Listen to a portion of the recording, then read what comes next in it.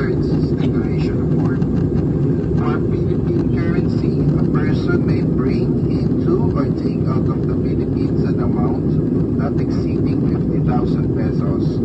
Amounts in excess of the limit shall require a prior written authorization from the Bangko Sentral ng Pilipinas and declaration of the whole amount brought into or taken out of the Philippines in the electronic currencies declaration form.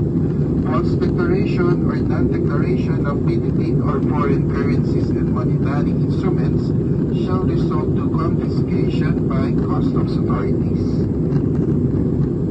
Please be advised that the Philippine government is very serious in its implementation of control measures against African swine fever. If you are bringing in meat or meat products including fresh, processed, semi-processed, cured and cooked meat, declare them upon arrival using the customs declaration form and show upon entry their corresponding permits and clearances. Insufficient documents will result to confiscation of the said product, and this violation is subject to Philippine government laws.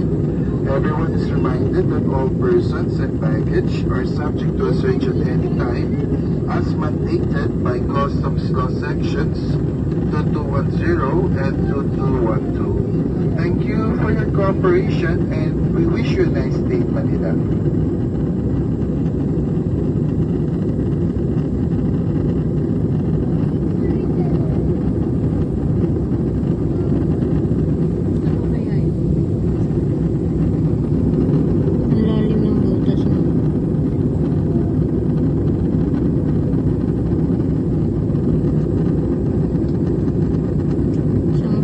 Kaya yun.